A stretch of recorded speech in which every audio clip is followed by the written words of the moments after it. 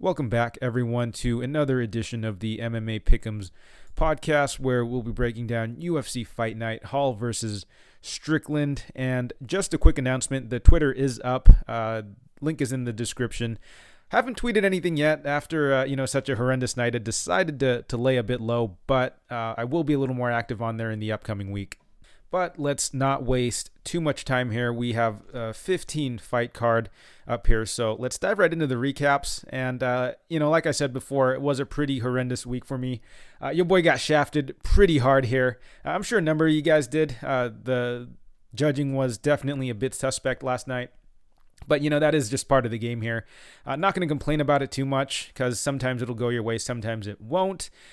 But it definitely feels like a lot of the times it's been working against me. But hey, we just got to be a little smarter with some of our spots. Anyways, let's get right into this. We do have a number of fights to recap and to break down. So kicking off the night, I did have Sijara Eubanks inside the distance. Also had her to win by submission. I just felt that Reed, her ground game just was very subpar, and there'd be plenty of opportunities for Eubanks to find the sub, but the concern was she would potentially just flurry here on top and get the TKO, but which is why I took the inside the distance prop as well. But overall did come out with a slight profit there.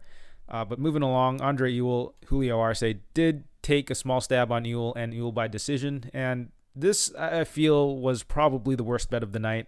It was pretty obvious from the beginning, or at least within the first minute, that Arce was clearly the better fighter in there. So the read was just completely off. I mean, Arce, he was landing the much harder, the much cleaner shots. His timing was much better than Ewell's. Looked like he might have been the quicker guy in there as well. Honestly, he just looked like the much more technical fighter.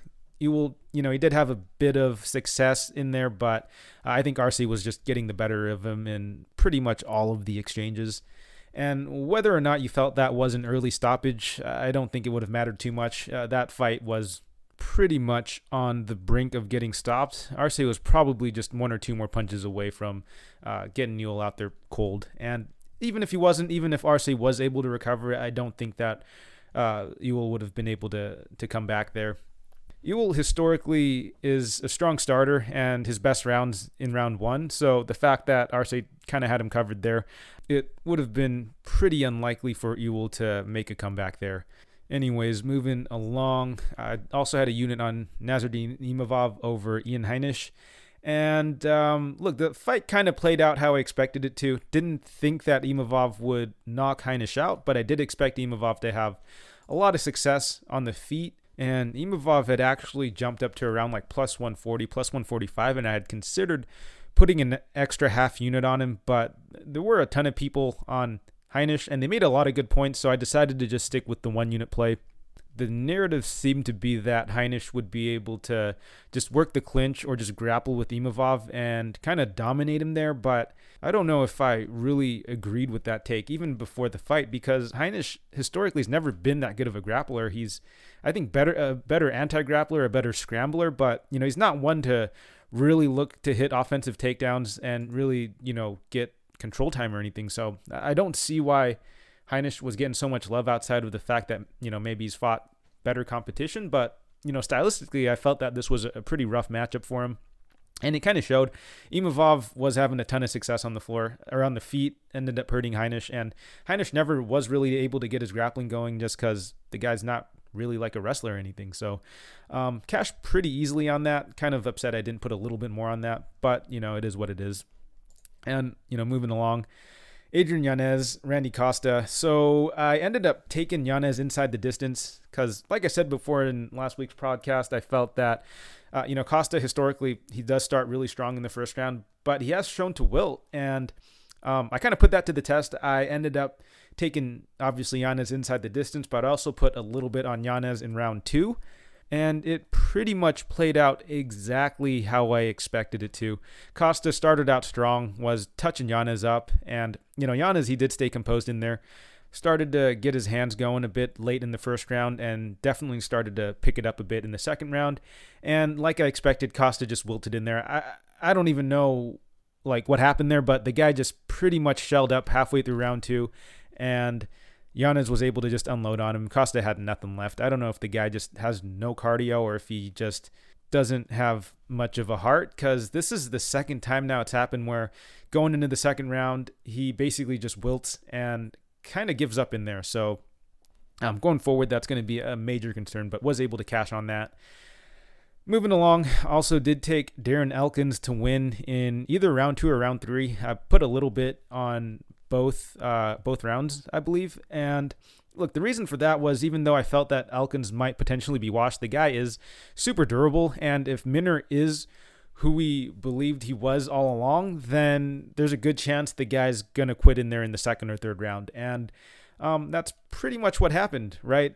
Elkins was able to weather that first round. And, I did say in last week's podcast that that unlike Rosa, Elkins would definitely make Mounir work. And that's exactly what he did. Mounir ended up kind of gassing himself out after that first round, and Elkins was able to get the ground and pound TKO late in the second.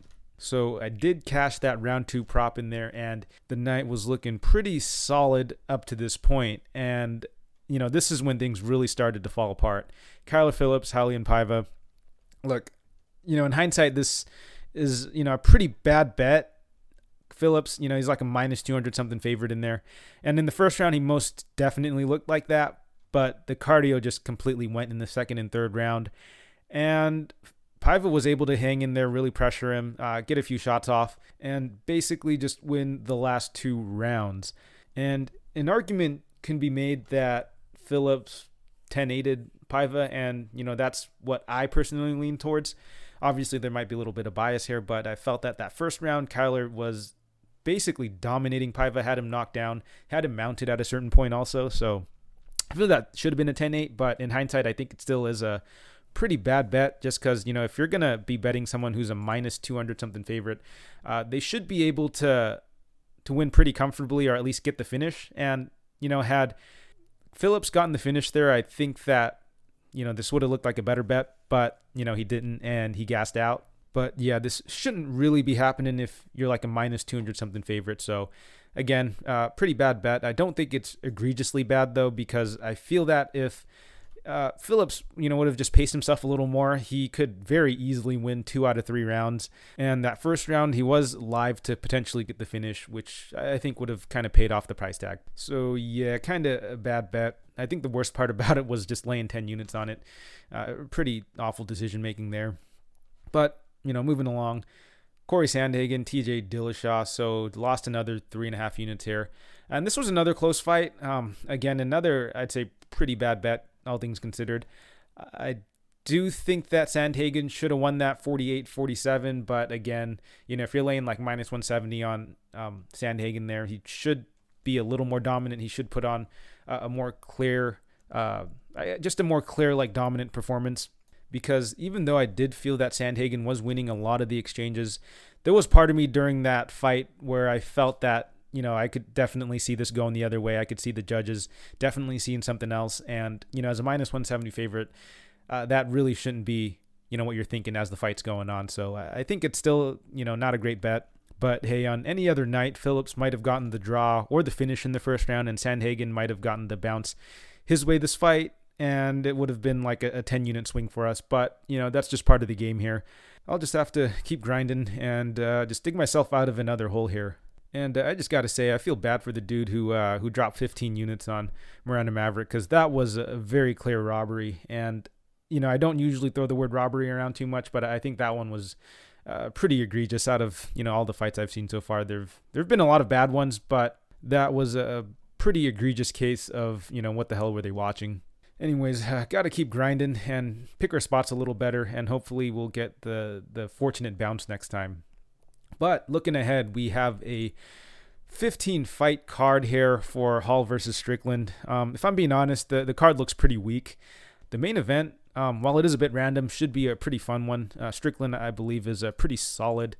I don't even want to call him a prospect at this point, but he does seem like a pretty solid fighter. Daukaus getting pushed back here, and there's a few other ones, but by and large, this card kind of feels like a Bellator card. Not to say that this won't be exciting or anything, but I might keep it pretty light just because there's going to be a lot of unknowns for a lot of these guys, some pretty unreliable fighters, honestly. So We'll probably just keep it pretty light, just waiting on a few other props. But outside of that, I don't think I'll be going too heavy on this card. Anyways, let's get right into this card. All right, kicking off the card, we got Zarrukh Adashev versus Ryan Benoit, and pretty interesting fight. Should be a fun one.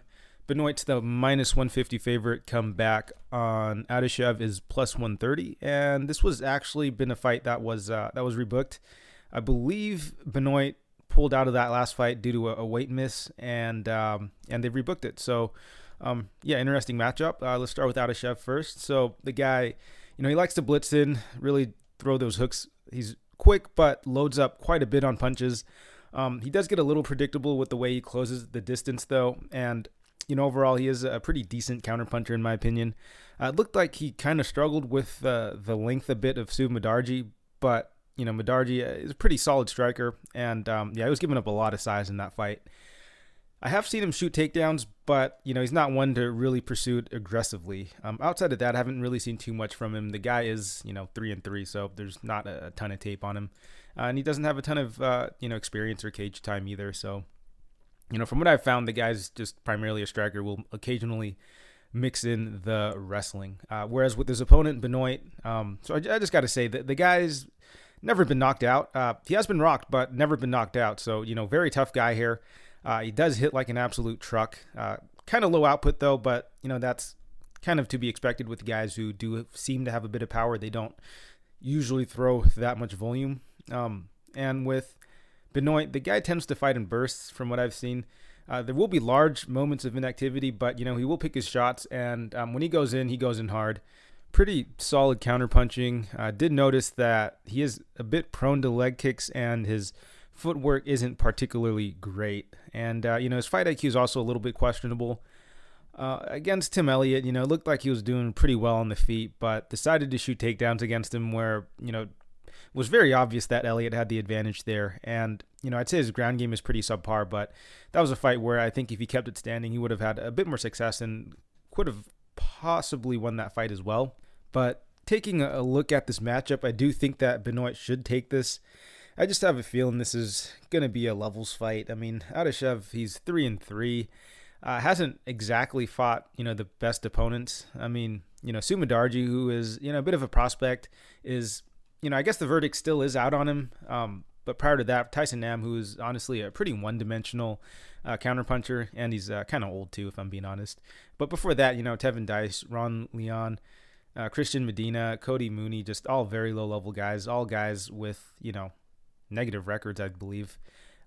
So yeah, just not the best record, not a good amount of experience or cage time either. Whereas with Benoit, I guess he doesn't really have any quality wins either, but he's been in there, I'd say, with better fighters, and he has given a better account of himself. I mean, again, that Tim Elliott fight, Tim Elliott, really solid vet.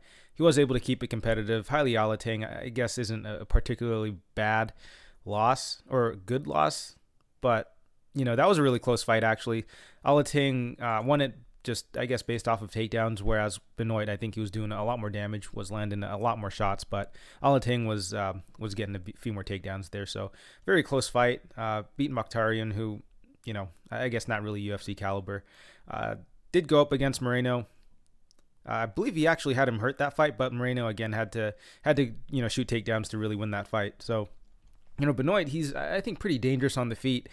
The big issue with him is just going to really be the volume and the takedown defense. Good fighters have had a lot of success taking him and holding him down, but I don't think that Adashev is quite on that level. And with the way Adashev fights, I definitely can see Benoit potentially catching him.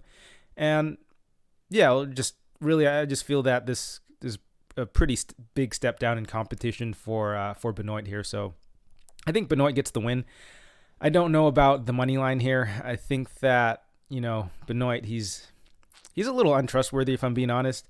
But that being said, again, Adashev, I'm not very impressed with.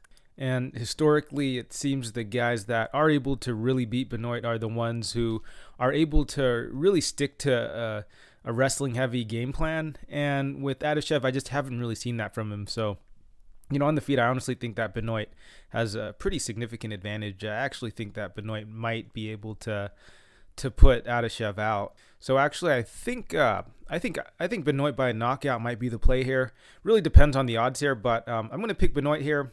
Don't think I'll bet it just yet, but this is one I'll probably have to sit on a little bit because, minus 150 if Adashev is as big of a step down as I believe it is, Benoit should probably coast here. So yeah, this is probably one I'll have to sit on a little bit. I might actually put a little bit on Benoit, but nothing crazy because at the end of the day, Benoit isn't like that good of a fighter. So the pick here is Benoit, but I don't think I'll bet it just yet. Moving along into the next fight, we have Orion Cosce versus Philip Rowe, and Cosce's the minus 200 favorite. Come back on Rowe is plus 170, and this is a pretty low level fight. I'd say the next couple of fights are actually pretty low level. Honestly, almost Bellator-esque with the talent level and matchmaking for these fights. But, I'm still going to break it down. So Cosce, again, pretty low-level fighter in my opinion, who's kind of gotten the benefit of fighting cans mostly. He does seem to have pretty heavy hands, which obviously is how he's gotten so many finishes. But again, not the best opponents that he's going up against. I will admit, though, he does seem to have way better cardio than his brother Lewis, who gassed himself out going for the finish against Palatnikov. Interestingly enough, though, I think Orion, I consider him a bit of a grinder where, he'll look to wear on opponents, really make them work, and eventually get the finish late. Obviously, he does have finishing upside in the first round, but these are against just much lower level guys. I mean, one of the guys he finished in the first round was 18-43. So this guy's like historically been a first round, get finished sort of guy. But a lot of his finishes, he's got a few finishes in the third round, right? Number of finishes in the first round as well. So this guy's definitely someone who can really make you work.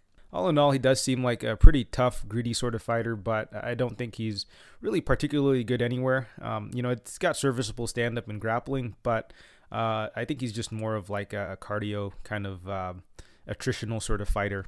Whereas with Rowe, he's in a pretty similar situation where, I think he's a decent striker, but, he's mainly been crushing cans, so I don't really know how good he really is.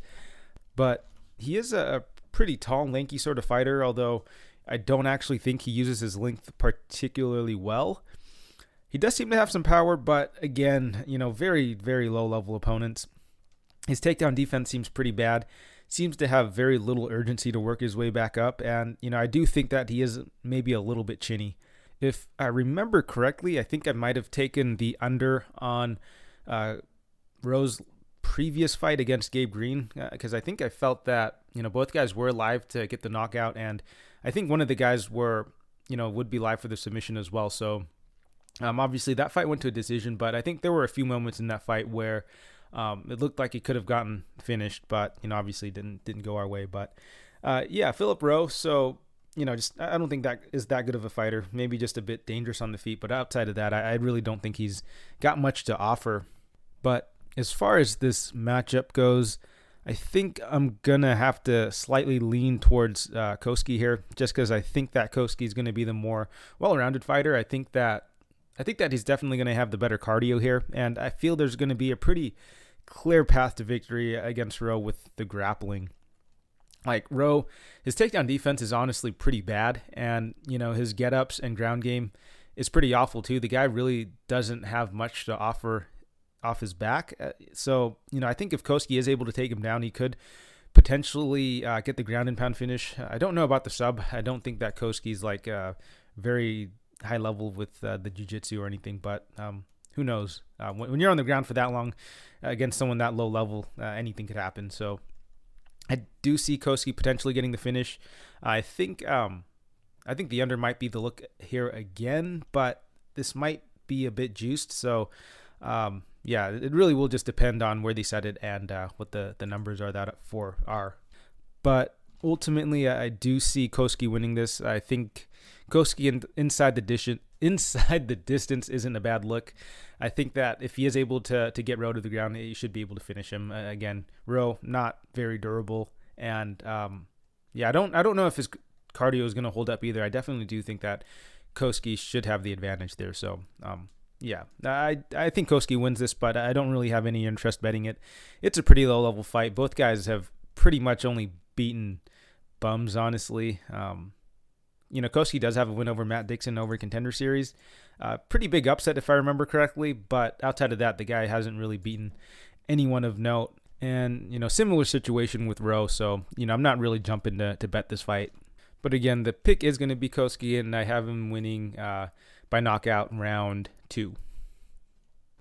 And moving right along, we got Trevin Jones versus Ronnie Lawrence. And Lawrence is the minus 200 favorite. Comeback on Jones is plus 170. And I think this is like maybe the third or fourth time I've seen the minus 200 plus 170 line here. Maybe the bookies are kind of just defaulting to this, but yeah, it is kind of interesting. Anyways, taking a look at this fight, very, very fun fight in my opinion. Pretty exciting fight. We have Trevin Jones, who is an absolute tank of a man. I mean, in terms of just his physique and his durability, the guy is just absolutely shredded in there. And as far as his durability goes, the guy was taking some pretty nasty damage from Valiev and was able to come back in that second round, land a really nice counter shot on Valiev to put him out. Got absolutely robbed by the commission of that comeback victory for, testing positive for marijuana, which is, just some major bullshit. But, just the amount of damage he was taking in that first round and, being able to come back from that, very, very impressive. So I just got to say the guy is just extremely durable. And like I said before, he's got really solid counterpunching. Has shown he could grapple as well, at least on the regional scene. And he is coming off of a pretty crazy knockout of Batista, who, I believe I did actually have him, or I did actually bet Batista in that fight. I believe I had him in a parlay. And, in hindsight, you could say it was kind of a bad fight or a bad bet because, someone as durable and as explosive as Jones is, I believe is always going to be live, especially at the lower level. It was just a fight where I felt that Batista might be able to just outwork Jones, but, Jones, fantastic timing, crazy durability, crazy power. The knockout, again, is it's always going to be there for him. And, again, the guy can definitely grapple as well, so in hindsight, it definitely looked like, a pretty bad bet, especially, I think Batista was like minus 200, minus 250 or so. Anyways, back to Jones here. I'd say the biggest knock on this guy really is his volume. That's not something that's too uncommon for guys who are, a bit heavy-handed, a bit explosive. They're just not going to throw that much with how much power they have. Just takes up way too much energy. And I'd say that outside of his counterpunching, I don't think his offensive striking is actually that good. But, the guy is still dangerous on the feet. And, if you look at his record, the guy does have 3 split decision losses and also 3 split decision wins. So, if he goes to decision, it's going to be close for this guy. Again, it just comes down to his style, really. Like, being a counterpuncher, it doesn't really look good to the judges. And those fights could really just swing either way because, he may be landing some of the harder shots, but he also won't be throwing that much. So as a heavy favorite, I don't think Jones is ever going to be really worth betting, but as someone who's like a decent sized dog like he is now in this fight, it might be worth a shot, or at least, by KO or anything. But taking a look at his opponent, Ronnie Lawrence. So, the guy is primarily a grappler. He's got decent striking though, but, his best work is done on the ground. On the feet, he does have pretty good movement. He moves really well, actually. Really good low kicks. We'll throw in some of the spinning attacks. But again, he does his best work on the ground. He's got good timing on the level change. Really good reactive takedowns as well. And he's actually pretty aggressive with it, right? The only knock I'd really have on him is the top control. Opponents have a pretty, I don't want to say easy time, but with the amount of takedowns he usually gets, like, I think 10, 11, 12 per fight, it means that, opponents are usually popping back up. But, he does make him work to have to get back up. And Lawrence does have, pretty fantastic cardio, can definitely put on, a pretty crazy wrestling pace for 15 minutes. Just overall, a very fun action fighter. And, taking a look at this matchup, this is going to be a pretty interesting matchup, honestly. I do think that Lawrence has all the tools to be winning the majority of the fight. I think that, with his wrestling, he's going to be controlling where a lot of the fight is going. And I do think that he's going to have the much better minute winning ability. But again, with someone like Jones, I do believe that the KO is live, like at any point in the fight. That's just, the guy just has a massive like equalizer in his hands. And I don't want to completely just jump the gun here, but Lawrence could shake out to be a bit of a bantamweight Derek Lewis, where it doesn't really matter how you break down his fights. If you're not careful, he's just gonna put you out.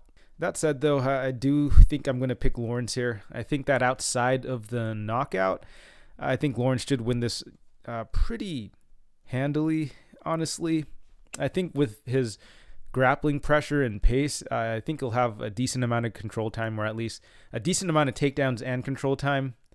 But if he's not careful with some of his entries, I do see Jones potentially just timing him and landing clean on him. So the pick here is Lawrence, but I don't think I'll bet him, especially after I've gotten burned by Jones in his previous fight. So I don't know if Jones is going to be able to pull off another knockout here.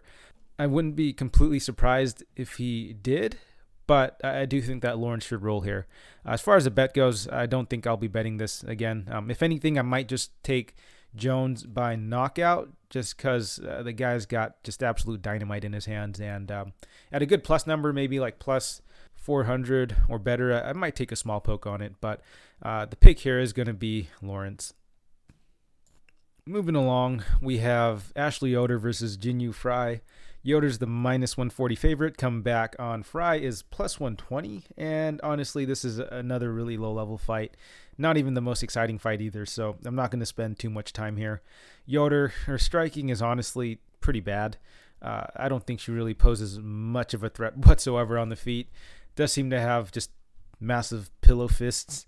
Most of her success has been when she's looking to grapple or cage push, but I don't even think she's a particularly high-level grappler. I mean, she's one where if you're going to stick your arm or neck out there, she'll grab a submission on you, but overall, she's not like super dangerous there or anything. I mean, she's only got 3 wins in the UFC, and they're not really all that impressive. I mean, Miranda Granger, Siri Kondo, Amanda Cooper, I think outside of Miranda Granger, they're all pretty much no longer with the UFC. So not a ton of good wins. The losses aren't particularly great either. I mean, Angela Hill, not a bad loss, but Lavinia Souza, not a great loss. Randa Marcos, not a great loss. Just pretty mediocre resume, if I'm being honest. This is one where I feel that even though Yoder does have the UFC experience, I don't think it's going to mean too much here. I don't think there's a big skill gap or even like big experience gap, even though Yoder, she's gotten more fights, but she's basically gotten handled in a lot of those fights. And I feel I might be a little too harsh on Yoder, but I don't know how you could come out of watching her tape and feel otherwise. And to be fair here, I do think that Frey is in a similar situation. I don't think she's particularly good on the feet. She's honestly kind of slow and lumbering, if I'm being honest. She is fucking jacked, though, so I'll give her that. But outside of that, I just don't think she's got too much going for her either. I think maybe she'll just be landing the heavier shots just by virtue of being just so jacked, but I don't think that she's a particularly explosive striker or anything. She's just probably just going to be the heavier hitter just because she's fucking ripped. Anyways, she will mix in the wrestling, and I have seen her go to the wrestling a bit. But as far as her takedown defense goes, it's actually pretty solid, but her bottom game is pretty atrocious. So I guess if you are able to get her down, I don't think she's going to have too many answers off of her back. And I do think that she's got pretty questionable cardio. For someone, as muscular as she does, I don't find that particularly surprising. And, I don't think that she's got more than maybe one good round of good wrestling in her. I mean, maybe she could strike for a good 3 rounds, but if she goes to the wrestling, I just don't think she's got the cardio. I mean, she was able to dominate DePaula in the wrestling for 2 rounds, but that's just because DePaula really had nothing off her back and really just no urgency to get up either. Because if I remember correctly, Frey did have success in that first round, when she was fresh. That second round, she just completely took off, did not use her wrestling whatsoever. I think she took that whole round to really recover a bit. And, because that was a round where she basically just stuck to her striking. The third round, she got a very opportunistic takedown there and was able to just lay on top of DePaula for like a good 4 minutes. So I wouldn't take too much from that performance. But as far as this matchup goes, I do think that there is a path to victory for Frey here if she does look to go for the takedowns. Yoder doesn't have that good of takedown defense, and she is someone who is content to actually fight off her back. So I think if Frey is able to take her down, she could have a lot of success, get a lot of control time there. And on the feet, I do actually favor Frey a little bit more. So as far as this matchup goes, I do slightly lean towards Frey. She is the underdog, so I am slightly tempted to take her because I do feel she is the favorite. But Frey has been relatively untested. Yoder does have the UFC experience, but again, I don't think it's going to matter too much here. She honestly hasn't shown too much improvement, and it's not like she's facing some of the best fighters in the division. She's facing some of the most mediocre fighters in the division, probably even worse, so I can't give her too much credit there, honestly. So I am going to side with Frey here in terms of a pick, but I'm not sure if I want to bet this either. I think that, plus 120, there's just not enough value here. I'd like a bigger plus number before I put any money on Frey, just because I don't think she's a particularly good fighter either. So the pick here is Frey, and I would like a slightly better number before I consider betting her. And in the next fight, we have Danny Chavez versus Kamaka. And Kamaka is the minus 150 favorite. Comeback on Chavez is plus 130. It's a bit interesting since Kamaka is coming in short notice for this fight. Chavez was initially scheduled to fight Duho Choi, but Choi pulled out. So Kamaka stepping in short notice. But let's start with Danny Chavez first. So Chavez, he does have pretty heavy hands in my opinion. Very explosive striking, very nasty kicks as well. Does like to attack the low kick, but will go to the body and mix it up to the head also. He showed some good takedown defense against Brown, but in hindsight, it definitely looked like the damage was done in the first round with the kicks, and by then Brown, I think his legs were a little too compromised to really aggressively go for the takedowns, and I think that kind of messed him up a bit. And I will admit, I kind of overrated Chavez a bit after that performance because I did end up betting him against Gordon, I believe, thinking he should be able to stuff the takedowns and just work Gordon on the feet. But, Gordon did come in like 5 pounds overweight. But, yeah, Gordon was able to get the wrestling going. And, once he got on top of Chavez, it was over. Chavez just wasn't able to get back up. And that kind of opened my eyes up a little bit. While Chavez did look like he has, good takedown defense, his bottom game was pretty bad. And, that's definitely a concern going into this fight. Gordon was pretty much able to just smother him for most of the second and third round once he did get him down to the ground. So definitely a bit of a concern, even though Gordon did come in like 5 pounds overweight. Anyways, Chavez on the feet does have a tendency to get backed up, and his volume isn't great. So on the feet, if he isn't getting the knockout or the knockdown, I think that a fight that goes to decision is not really gonna favor him too much. He does seem to have some power and some KO upside potentially, but if you look at his record here, I believe he only has those 3 fights that he got those early first round KOs for, but prior to that, he's been pretty much a decisionator. So, is a guy really a knockout artist now, or did he just have a really kind of fortunate 3-fight knockout streak? I honestly don't know. So I'll let you guys kind of think about that.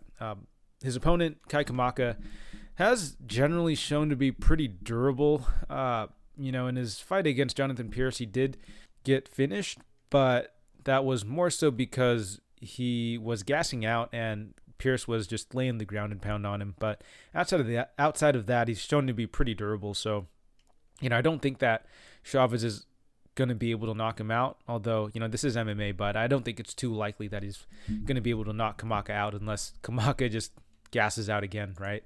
And really, I think that's just the big issue with him, right? Because outside of that, Kamaka has shown to be a pretty well-rounded fighter, honestly.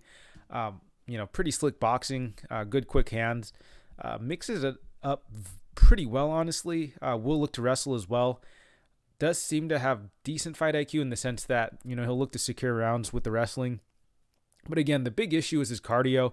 The guy, he slows down quite a bit after that first round. And, after that, he does get pretty sloppy and leave plenty of openings for his opponents as the fight progresses. And, he hasn't really shown any finishing upside. I thought that going into the TJ Brown fight, that might have been a fight where he could potentially get the finish, even though he hasn't really shown it, because TJ Brown would have been, I think, the perfect opponent for him to get the finish for. But, he did get a knockdown, wasn't able to get the finish. But, the guy just doesn't seem to have much killer instinct or, finishing upside, honestly. So, so far he's been essentially a decision fighter who isn't able to really go 3 hard rounds. So, the guy's in a really interesting situation, right, where I think he's on the cusp of just being a really solid fighter, but I just don't know what he could potentially do to really round out his game, because the guy just slows down way too much for someone who's not a finisher, honestly. I mean, maybe he could potentially pace himself a little better, because the guy does seem to throw quite a bit of volume. I think if he dials it back a little bit more and is a little more controlled and measured with his wrestling too, that could definitely help him a bit in terms of his cardio, because the guy, I think he gets maybe a little too hectic in there. He's not super composed. I don't think so. I think that might be why his cardio isn't that great. But I'm kind of just speculating here. Anyways, this is a pretty tough matchup in terms of how these guys match up. I think that I will have to slightly lean Kamaka just because I feel he's a little more well-rounded. I think he's definitely going to have the volume. Chavez, I think, is going to have the power. He's definitely going to be landing the harder, power shots. But, I favor Kamaka to have the higher work rate. I do favor Kamaka to work in the wrestling as well. And like I said before, even though Chavez has good takedown defense, I don't think that his bottom game is really good. I definitely can see Kamaka just shooting like a blast double or something and just muscling Chavez to the ground and probably just have a lot of success there holding him down. But, you do have to consider the fact that Kamaka is coming in short notice. A guy who's historically has had, pretty shaky cardio. I wouldn't really look to bet him as a favorite, honestly, but I am going to slightly lean towards him just because I do feel he's got more paths to victory, even though the guy's cardio is pretty suspect. So the pick here is going to be Kamaka, but I'm not going to be betting this fight either. And moving right along, we have Gruetzemacher versus Rafa García, and Gruetzemacher is the minus 250 favorite. Garcia is the minus 250 favorite. Come back on Gruetzemacher is plus 210. And man, this card has been an absolute slog so far. I think there's only been one fight here that I'm really excited to watch, but yeah, the rest of these are pretty mediocre, if I'm being honest. He likes to move forward, looks to pump the jab out, but is content to sit in the pocket and exchange. We'll load up on his strikes. In fact, I do believe he's a bit of a brawler. Has shown, pretty good durability prior to the Hernandez fight. And that was a fight that, he took after 2 years off against a pretty heavy hitter in Hernandez. But, just overall, I don't think that the guy's a great fighter, and he's way past his prime. I don't think his style is really conducive for someone who is that old, honestly. That style just does not age well whatsoever. And, with the amount of damage that he takes moving forward, I don't think it's very good for his career or really even his life. Shit. Anyways, I just think that Gruetzemacher is a pretty one-dimensional striker/brawler sort of fighter. His opponent, García, honestly is pretty one-dimensional as well. Likes to pressure his opponents. Really just look to wing those big looping shots. Doesn't throw a ton of volume. I mean, he's a type of fighter who he'll kind of load up on a shot, reset, and then load up and reset, and kind of just repeat that throughout the fight. I have actually seen him engage in the clinch a little bit as well, really work the foot stomps and, get a bit of control time there. But, on the feet, I think the guy is honestly a pretty basic striker. But, he has shown pretty good toughness and an ability to go a pretty hard 3 rounds. The guy, he made his UFC debut on short notice against Haqparast, and, he took an absolute beating from him, but, still kept moving forward. And, he did throw there, so, showed good toughness, but, I don't think being tough is particularly like a great compliment. It just means, you're able to take a ton of damage. Anyways, looking at this matchup, it is, again, pretty low level, but again, like a lot of these other low level fights, this could be a pretty exciting one because we have 2 guys who like to move forward, will likely meet in the middle and possibly just brawl. So, this could end in a finish, especially with how Gruetzemacher's chin has looked recently. And while he hasn't really shown durability issues prior to the Hernandez fight, at this age, this late in his career, this could just be a real turning point, right? I mean, his chin could potentially be cracked. I think if García is able to land a bomb on him, he might be able to put him out. I don't want to, over speculate on it, but, generally when you're at this age and you've, been knocked out that badly in your most recent fight, it's probably not going to be getting any better. And I believe that fight was only like 6-7 months ago, so he hasn't had a ton of time off. So definitely a bit of a concern for Gruetzemacher. But, if García isn't able to get the finish, I do think that this could potentially be a really close fight just because García doesn't actually throw that much. I mean, he likes to pressure and back opponents down, but, he's never really thrown more than like 1 or 2 strikes at a time. So, this could potentially just be a very like back and forth sort of fight. But I do have to favor García here a little bit more. I do think that the KO upside is definitely there. I do think that, García is definitely going to be the much younger, quicker guy in there. So, just by virtue of being the younger, more athletic fighter, he could have a lot of success. So the pick here is García. I definitely don't think I'll be betting him at like minus 250. The guy has still been pretty unproven. I mean, he's beaten just a lot of, I think, nobodies on the regional scene. And yeah, it's Combate America. I mean, I'm really not high on this organization whatsoever. Even the guys who are like 10-3 and 17-12 or whatever are I'd say still pretty low level because even these guys are out here crushing cans. So he's essentially just out here crushing can crushers and really showing that there are just levels to this shit. So I just don't really hold his wins in really high regard. But, I am still going to pick him to win this fight. But no way I'm going to lay the minus 250 on him, though. And in the next fight, we have Collin Anglin versus Melsik Baghdasaryan. And Baghdasaryan's going to be the minus 150 favorite. Comeback on Anglin is plus 130. So, another pretty low-level fight. Both guys making their UFC debut coming off of Dana White's Contender Series. So, you guys know the drill with these guys. Not particularly great fighters. But, this should be a fun one, honestly. Both guys are pretty aggressive. Both do like to move forward. So, this could potentially be a fireworks sort of fight. But taking a look at Collin Anglin first. So, like I said before, this guy is pretty aggressive. Likes to pressure opponents. Really use the overhand to close the distance, back opponents up. Does have a pretty decent kicking game as well. He will look to, back opponents up, clinch them up against the cage, possibly work takedowns there. And, overall, I'd say the guy's cardio is pretty solid. I've seen him go 3 pretty hard rounds, and, he does look to grapple a bit in those fights as well. So, I think the guy can definitely put on a bit of a pace or at least look to grind out his opponent here. But, all in all, I just don't think he's like super skilled or anything on the feet. I think his striking is a bit clunky. I think he is kind of reliant on getting a bit of control time. But even then, I don't think he's got like great wrestling or great top control or anything. The guy's just a very like mid-low level sort of well-rounded fighter, if that makes sense. Yeah, moving on to his opponent, Melsik Baghdasaryan, another very aggressive fighter, a fighter who throws with pretty nasty intent. The guy does seem to have a bit of power in his hands. Will look to flurry on opponents. He's got very heavy body kicks as well, very nasty knees and elbows in the clinch. Just very aggressive. Guy's throwing like at 80-90% in, most of his shots.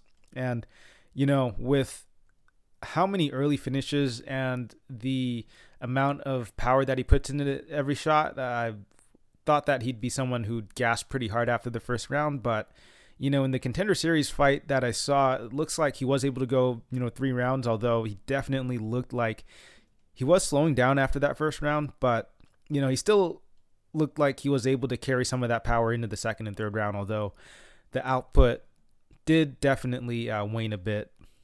That said, though, he wasn't completely gassed or anything, and for someone who had, I think less than a minute of cage time in MMA, going into the second and third round, he didn't look terrible. So I expect him to maybe look to pace himself a little more, because prior to that fight, the guy's gotten all first round finishes all within 30 seconds. So yeah, the guy hasn't really been tested, hasn't really been pushed up until that fight. And even then, that was against Denis Bazookia, who didn't really put up too much resistance. Honestly, the guy was a bit of a punching bag there. So, I guess the verdict is still out on Baghdasaryan's cardio. I think that if he paces himself a little better, he can definitely go a much harder 3 rounds without, gassing out.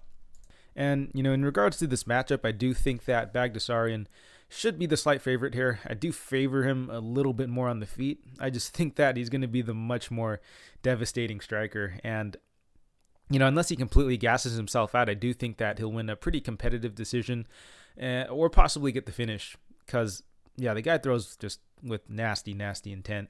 It's going to look good for the judges. And, I'm pretty sure that, he does have a good amount of power behind his strikes. That said, though, Collin Anglin, I don't believe has ever been finished. And, the guy is a grinder, so if he is able to weather the storm of Baghdasaryan early, I do expect him to look to put it on him in the second and third round, really look to work the grappling, look to get a bit of that cage pushing going, possibly, get him down, really look to control him on the ground. And, if he's able to do that, he could potentially just really wear on Baghdasaryan and maybe even get him out of there late, right? We haven't really seen Baghdasaryan face much adversity going into the second and third rounds.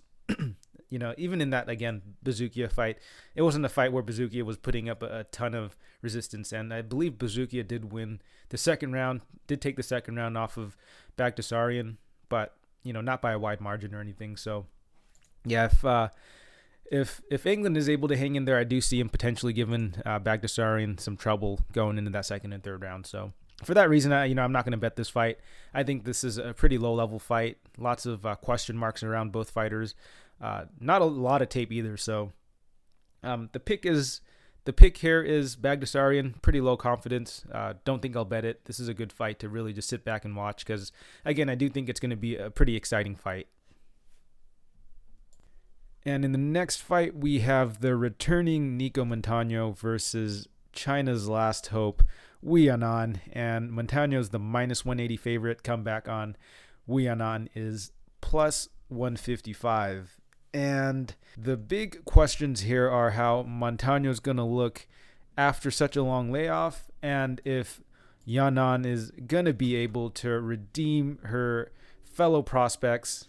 And the answer, I believe, is no, because she's awful. She's got no discernible skill set. Her striking, honestly, is kind of wonky. She does throw volume, but she is extremely hittable. Her grappling seems rather subpar. I mean, she was taken down numerous times by Mazzani, almost gave up an armbar and got reversed by Edwards in her most recent fight, who was, she was a striker coming in short notice. So just overall, her ground games look pretty bad. Her striking, while she does throw volume, is also, I'd say, pretty bad. She is a big girl in there, but I don't think she uses her size particularly well. It's not like she's using her length to outpoint opponents. It's not like she's using her size to grapple or just weigh on opponents. She's kind of just a very, very mediocre fighter. I'd say probably worse than mediocre, if I'm being honest. And I don't know what is going on with the PI in China, but these prospects have been severely underperforming, and I don't know if they're purposefully training them wrong over there or something, but it's just not a good look. And it's a real shame, honestly, because I feel that there's a large untapped market, untapped talent over there. But, I think something with the development is just really hindering them. And, honestly, I'm hoping they pull it together soon, because I think it's just better for MMA if there's a larger pool of talent to be pulling from. And I think there's a very big, a lot of potential there. But anyways, back to this matchup. I feel that this is going to be a pretty tough matchup for Yanan here. I think that if it wasn't for the fact that Montaño's coming off of this long layoff, she'd be a much bigger favorite. And, Montaño, she's 4-3 coming off a long layoff, but, she does seem to have a decent skill set with her wrestling, her grappling. While her striking isn't particularly good, I do think that, her grappling will make up for it. And, she is like somewhat aggressive with her grappling. But again, the concern here is going to be the layoff, although, guys like Dillashaw and Miesha Tate were able to show that, you can come back from a long layoff and still have some success. Ultimately, I just feel that Montaño does have the skill set, does have the tools to make this a tough fight for Yanan. I think that, honestly, if she is able to get her wrestling, her grappling going, she'll have a lot of success on top of on Yanan. Possibly get the submission or the ground and pound, but I could definitely see her, just grinding out a victory here. So yeah, the pick here is Montaño. I think that, she's just the more well-rounded fighter. I don't think Yanan's really any good at all. So I'm going to take Montaño to win, and I'll take her to win by decision. And moving right along, we have Mounir Lazzez versus Niklas Stolze. And Lazzez is the minus 200 favorite. Comeback on Stolze is plus 170. And let's start with Lazzez first. So, this is a guy who made a real big splash coming into the UFC with his win against Al Hassan. I believe a lot of people thought that was a fight where he was just getting fed to Al Hassan. The guy was basically just going to get starched in there. But little did they know that this was the beginning of a steep decline for Al Hassan. Lazzez was essentially able to weather the storm early and really run away with the fights in the second and third round. Even in the first round, late in the first round, it looked like Lazzez was really starting to come back. And, I think after the first 2.5, 3 minutes, Al Hassan was just completely gassed, honestly. And, Lazzez, he was able to shell up pretty well, roll with some of the punches, but, that kind of worked against Al Hassan. I think against a more technical striker, one that's just not throwing wild in there, he's going to leave a lot of openings, just because Al Hassan, he was really just winging just bombs in there, and he was able to just kind of shell up and avoid a lot of the damage. But, against a better striker, he could definitely look to maybe split the guard or even just work the body a bit against Lazzez. But anyways, in that particular fight, he was able to roll with it pretty well and actually land some really nice elbows and kicks in between. He was also able to land some takedowns as well to really make Al Hassan work also. He also showed a pretty good use of the jab and was mixing in the kicks pretty well also. That said, though, I just don't know how much you could really take away from that performance. Again, he definitely overperformed in the sense that he was able to survive and beat Al Hassan and, was able to cash a pretty big underdog ticket. But, Al Hassan really had nothing for him after that first, 3 minutes of the fight. The guy was pretty much dead tired after that and was more or less just a punching bag for Lazzez. And in the fight after that, he gets finished within the first 2.5 minutes from a kick to the body. And, like I was saying before, the guy really just keeps a tight, high guard, but he leaves his body open for body shots, and Warlley Alves was able to really take advantage of that. And even in the minutes before that, Alves was having a bit of success, working him up against the cage and on the ground a little bit. So, we did see a little weakness in his game there. But outside of that, we haven't really seen too much from Lazzez. I don't know about you guys, but I really wasn't able to find any of his regional tape whatsoever outside of a few highlights. So let me know if you guys are able to find anything. Let me know where I can find it. I'd like to look into some of his fights a little bit more. But from what I've seen so far, I don't know why he's such a big favorite because, Stolze is he's not that good, but I just don't think it's going to be – I don't think he should be plus 170 bad. So, yeah, let's dive right into Stolze here. So this is a fighter where, there's not a lot of tape on him either, but I was able to find a little more than what I did on Lazzez. Anyways, the guy primarily seems to be a striker. Not very high level, though. Lots of single strikes. Will mix in the kicks, but, he actually does seem to have a pretty heavy low kick. Have seen him work in the clinch and look to wall install a bit. Does look like he will look to close rounds out, with some takedowns, secure a bit of control time there. He didn't have a particularly great showing against Amiv in his UFC debut, but, that was against Amiv, who is a very, sort of wet blanket sort of fighter. Really tough to look good against someone like Amiv. Anyways, this is honestly a pretty tough fight to call. There's just not really sufficient footage on either guy for me to say something very, confidently. But, from what I've seen, I think this should be a pretty close fight. I think both fighters are pretty well-rounded. I don't think that either one really has a massive edge in the stand-up or the grappling. And, honestly, I feel that if anything, I think that Lazzez might be a bit overrated because of his Alisson fight. Because, really that's the only footage that we really have of him, right? And, he came in there as a big underdog, pulled off the upset.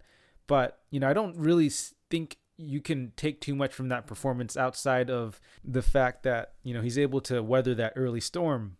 But, that wasn't even a fight that really aged well because Alisson, I believe, gets knocked out in his next fight and then loses to Jacob Malkoun, who's like 4-2 or 4-1 or something like that.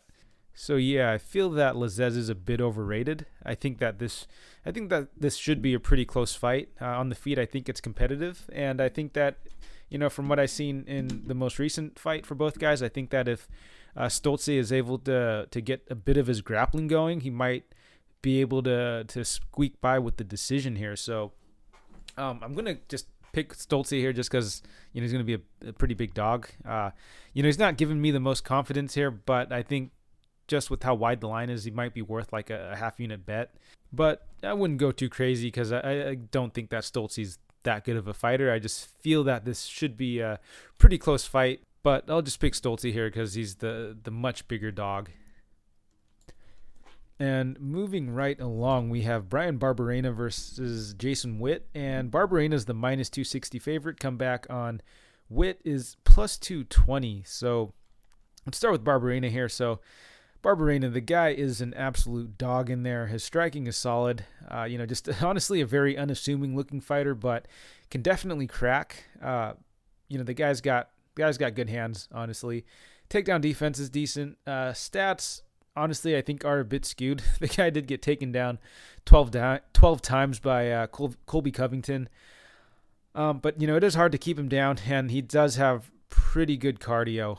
I mean, the guy is a bit undersized for the division, but again, I think that's kind of the trade-off where, he probably doesn't have to cut much weight, but, he is able to push a pretty crazy pace and, is able to have, pretty good sustained output for 3 rounds. And the big concern with him is just the amount of wear and tear he's taken. Because, the guy, he went to just absolute war with Luque, took over like 150 significant strikes, and then ended up getting finished late in that 3rd round.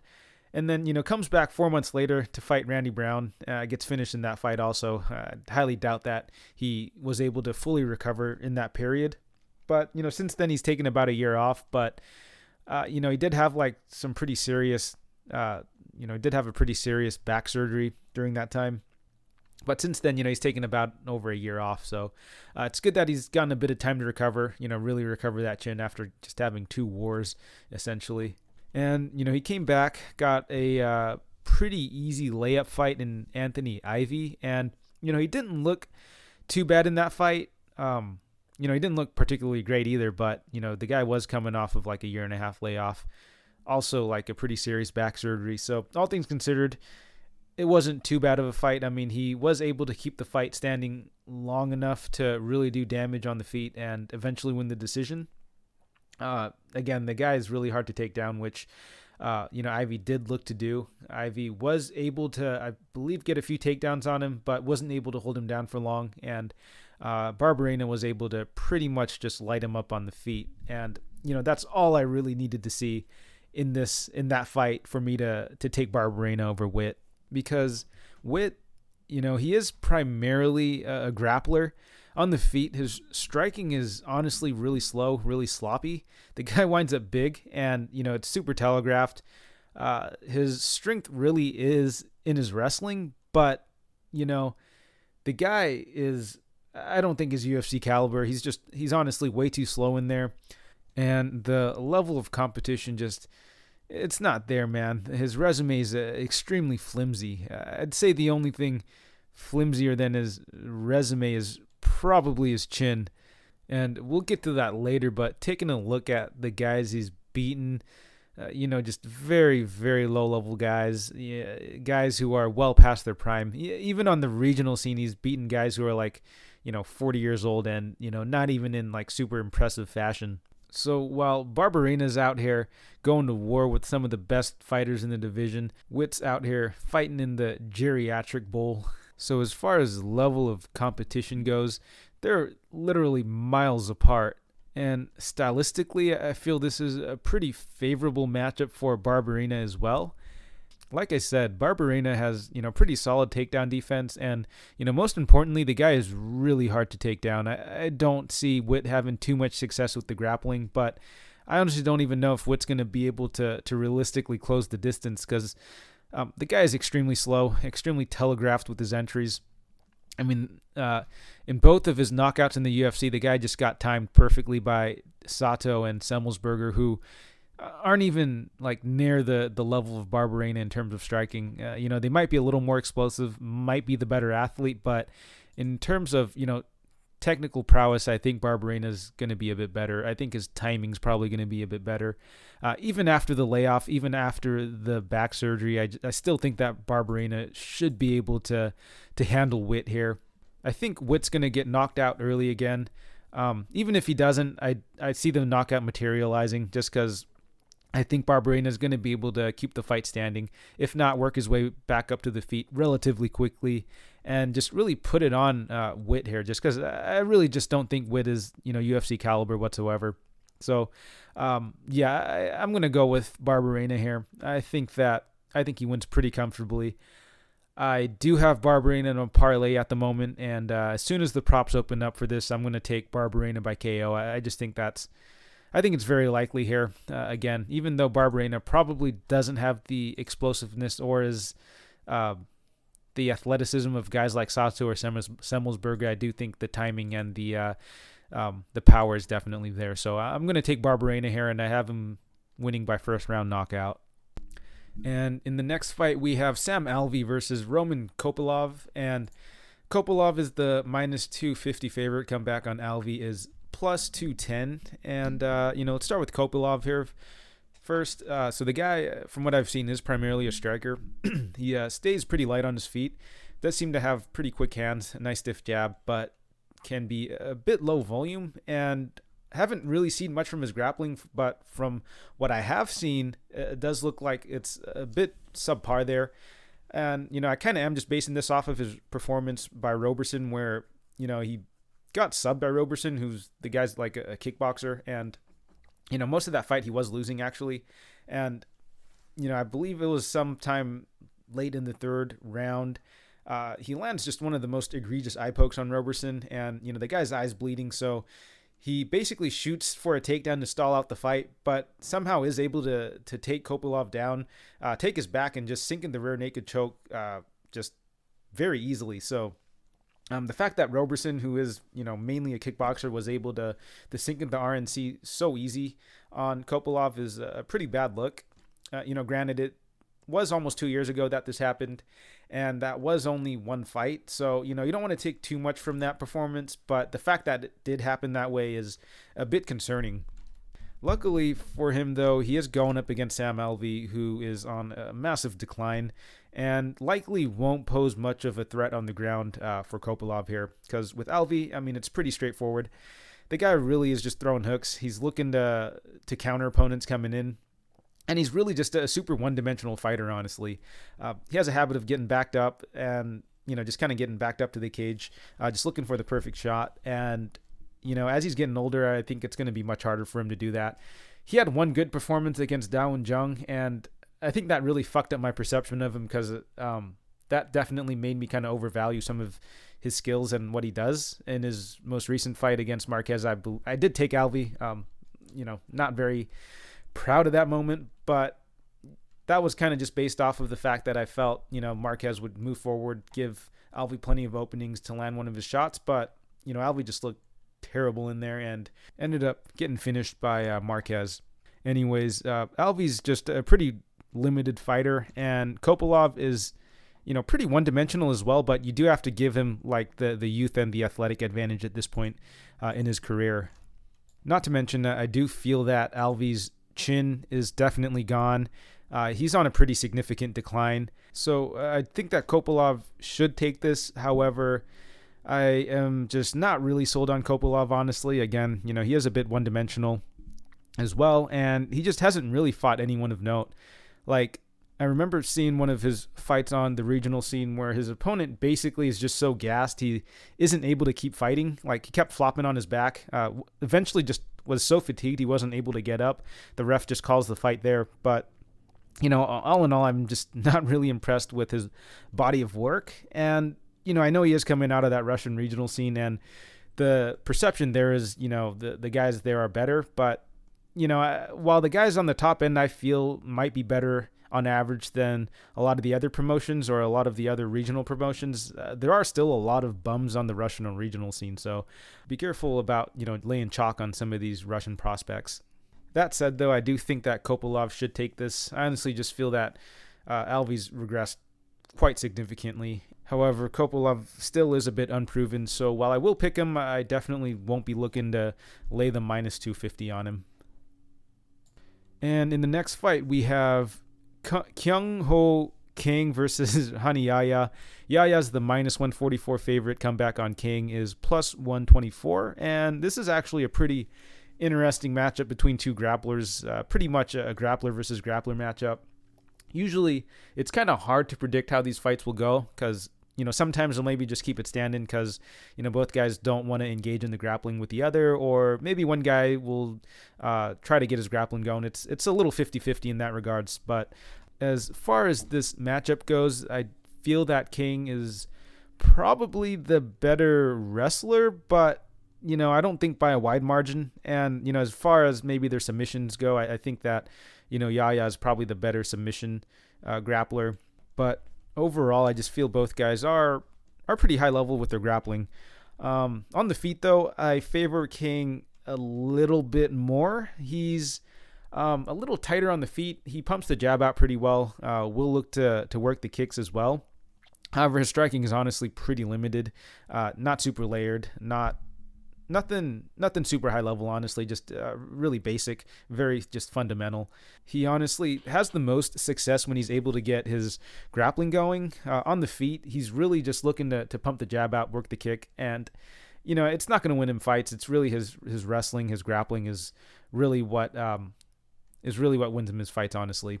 As far as his grappling goes, he does have pretty solid timing on his level change. He does have a good reactive double. On the top, he is pretty heavy. He will look for submissions, but, he will prioritize, control time, looking to really just smother opponents if he isn't able to find the submission. He will work some ground and pound, but, isn't super active with it. Again, the guy is just, prioritizing control. The guy can definitely be a bit of a wet blanket on top. Meanwhile, his opponent, Yaya, on the feet is a little wild. The guy does like to look to close the distance, swinging some of those wild overhands. And, like I said before with some of these, high-level submission guys, they're not afraid of getting taken down. So they get a little wild in there. And Yaya could definitely hurt you if he lands one of those, heavy overhands. Yeah, the guy is actually kind of explosive in there. But, outside of that, he doesn't really have too much to offer on the feet. And again, the guy is primarily a grappler. On the feet, or on the ground, he's got, really good scrambling, good transitions, and is, pretty aggressive with the sub. I think that, the difference with him and King is that he will maybe overextend a bit, trying to hunt the sub and could potentially get reversed. Whereas with King, the guy is again, prioritizes the control much more and, tends to stay safe, whereas Yahya, he's a bit more aggressive on top. And secondly, Yahya does appear to be the fighter that's a little more comfortable off his back, and I feel that might work to his disadvantage this fight, especially against King, who, he is pretty heavy on top. And, if both guys are pretty high level with their jiu-jitsu, I do think that the guy on top is going to be able to stay safe and, definitely get a lot more control time and definitely win on the cards that way. So for this matchup, I am going to have to favor King a bit more, just because, well, for a number of reasons, actually. So on the feet, I think it's going to be pretty even, honestly.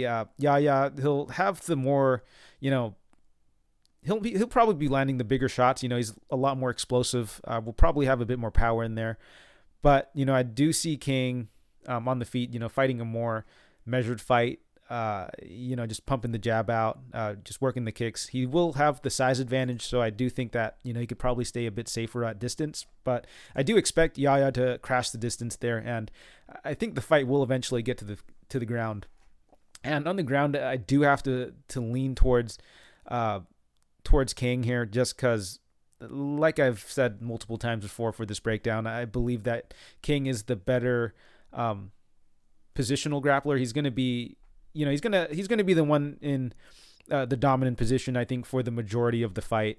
I'm not saying Yahya won't have any success with the grappling. I just feel that King will probably be able to take advantage of Yahya's willingness to play off his back and just get a good amount of control time. And I feel that King is high enough level on the ground to, defend the submission attempts. Secondly, I do favor the youth of King by a little bit more. I mean, he's not much younger than Yahya, but I think it's young enough to the point I think that it will be making a bit of a difference. Because I think about a year ago, Yahya was fighting Barzola in what was a pretty high-paced grappling match. And, he did have a good amount of success the first 2 rounds, but the guy was just dead tired by the 3rd round. And I definitely don't think his cardio is getting any better.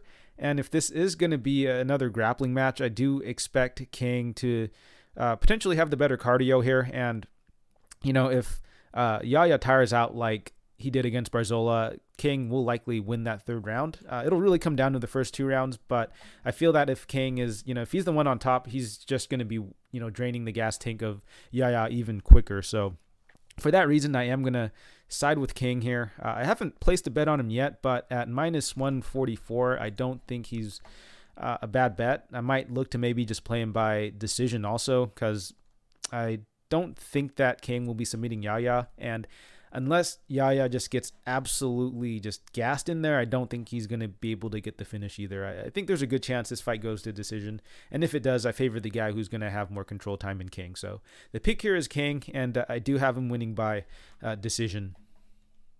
And moving along, we have Cheyenne Bays versus Gloria DePaula, and Bays is the minus 200 favorite. Comeback on DePaula is plus 170, and this is a fight between 2 Contender Series fighters who took a pretty big L on their debuts, and now they're getting matched up with each other. So DePaula, she is a striker through and through. Does seem to have very heavy hands. Loads up quite a bit with her punches and kicks. They do seem a little bit telegraphed. She did put on a clinic on her Contender Series fight, and I feel like that kind of got her a bit overrated in her next fight against Jinh Frey, where she essentially just got dominated by Frey on the ground, pretty much had nothing off her back. And, if I'm being honest, it didn't even seem like she had a very significant advantage on the feet either. For someone who is primarily a striker, she did have a bit of an advantage there. I do think that she was better there, but it was still somewhat competitive. And the fact that it was, I think, is a pretty bad look, especially against someone like Frey, who I believe is a pretty low-level striker. However, I feel the most damning thing about that performance was just how bad she looked off her back against someone like Frey, too, once again, who I believe isn't that good on the ground either. But, once Frey was able to take her down and get her off her back, she wasn't really able to do anything. She was able to defend somewhat well, but, had no urgency to get up and was basically just held there for the remainder of the round.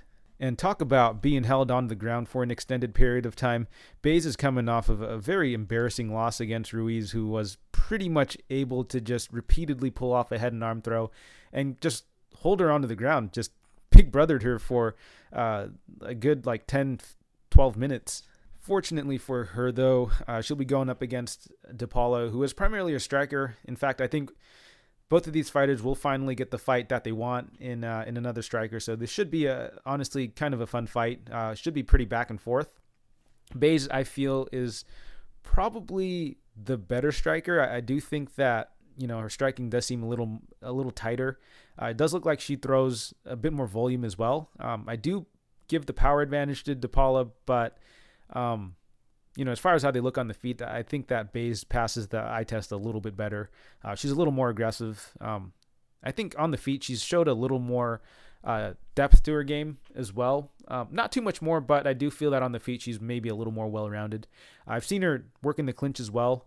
However, I'd say her biggest weakness would obviously be her grappling. And again, I do believe this should be a striking fight, but I wouldn't be surprised if one of these fighters decides to shoot a takedown just to maybe close out the round or really test their opponent's defensive grappling, because I feel that with how bad both of these fighters looked on the ground, it'd be a good idea to really look to exploit that, even though you're a striker.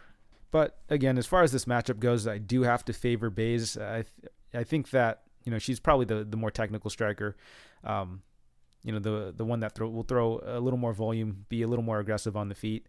However, I don't think she should be like a minus 200 favorite here. I think it should be pretty competitive. I do believe the value side is going to be DePaula.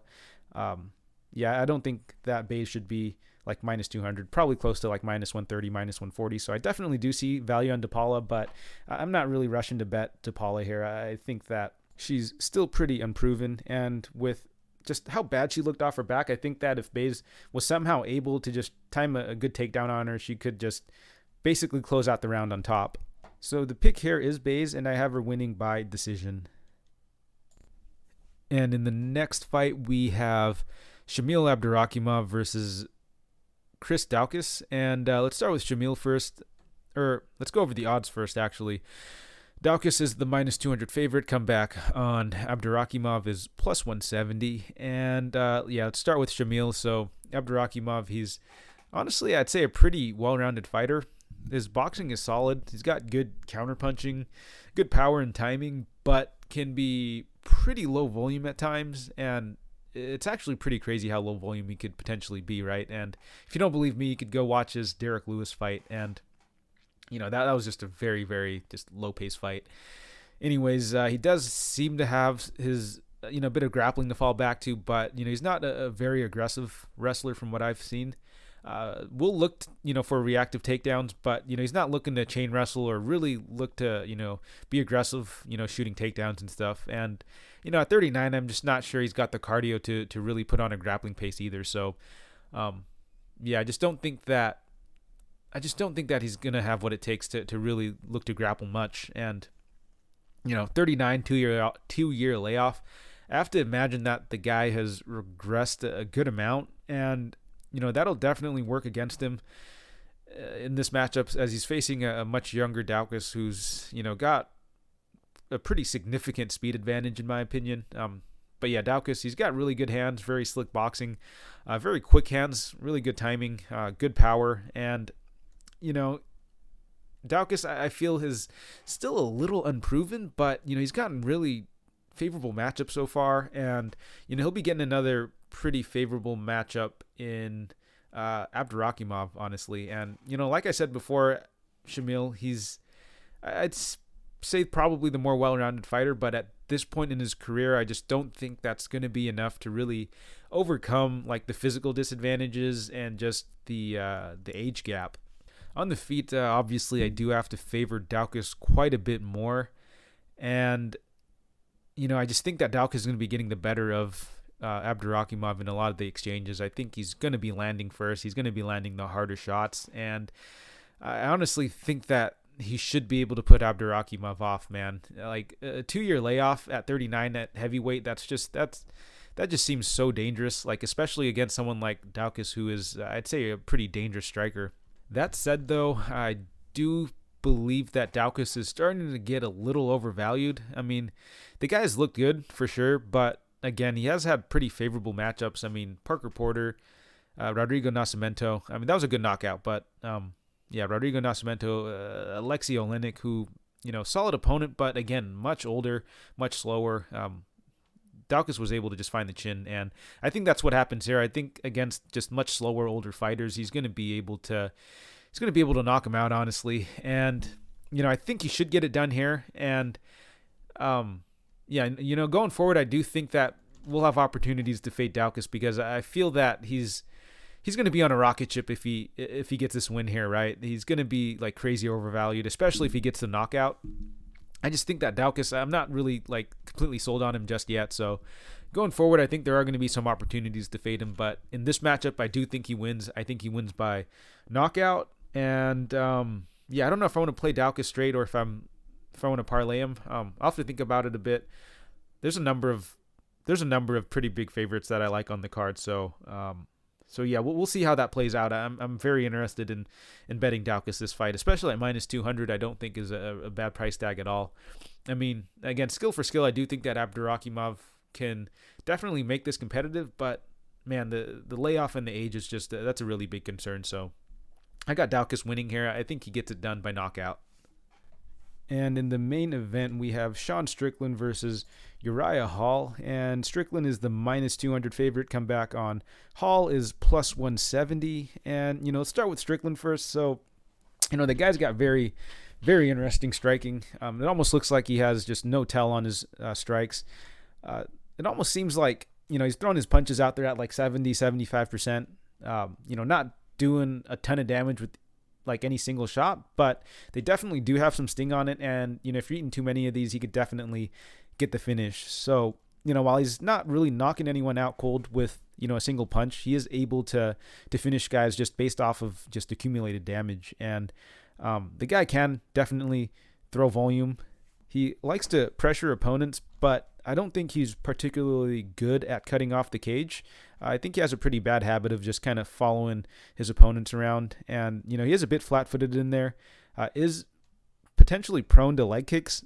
And, it hasn't been a big concern so far, but I feel it could be an issue if people start targeting his legs, especially since, the guy did have surgery on his, knee after, really nasty motorcycle injury. So I feel that if opponents really started targeting his legs, I could give him a lot of trouble.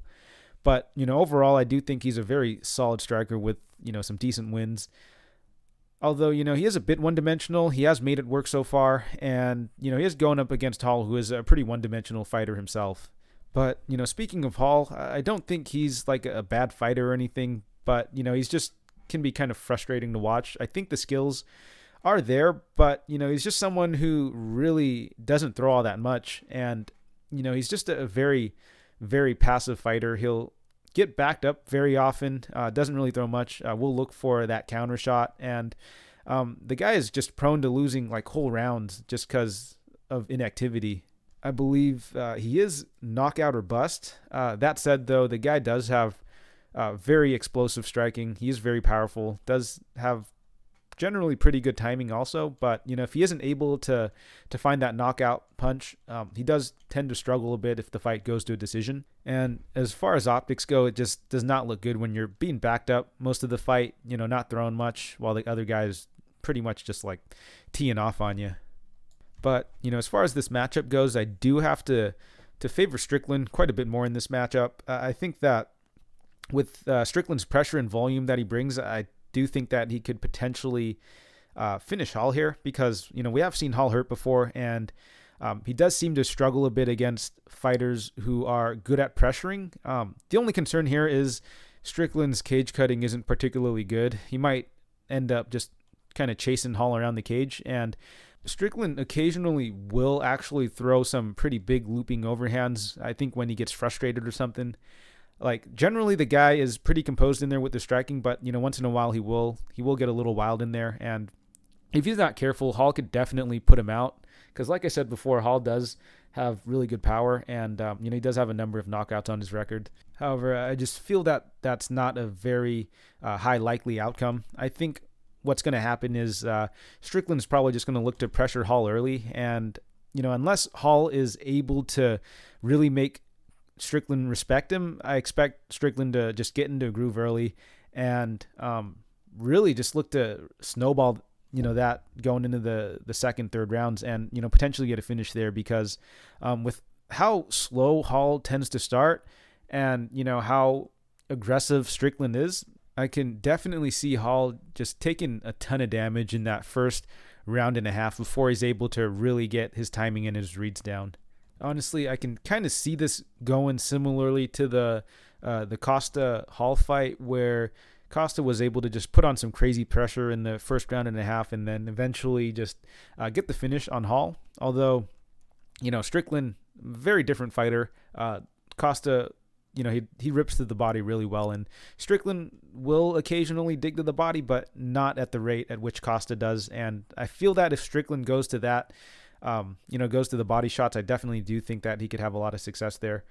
That said, though, Hall, the guy does have a really nice jab, and, that could give Strickland a bit of trouble as well. But, overall, I just feel that the pressure and the aggressiveness of Strickland can give Hall a lot of trouble. And, something to consider here is that Hall he's getting a bit old. He's 36 and, he hasn't really looked his age, but that's kind of because he's gotten some pretty favorable matchups. Like, prior to after the Cosce fight, he got Bevan Lewis, who, that was a really close fight up until he finishes Lewis. And Lewis, honestly, is not a great fighter. And then, he gets matched up with ACJ, primarily a grappler, in what was a really close fight. Some people argue that ACJ should have won that fight, but it was a close fight.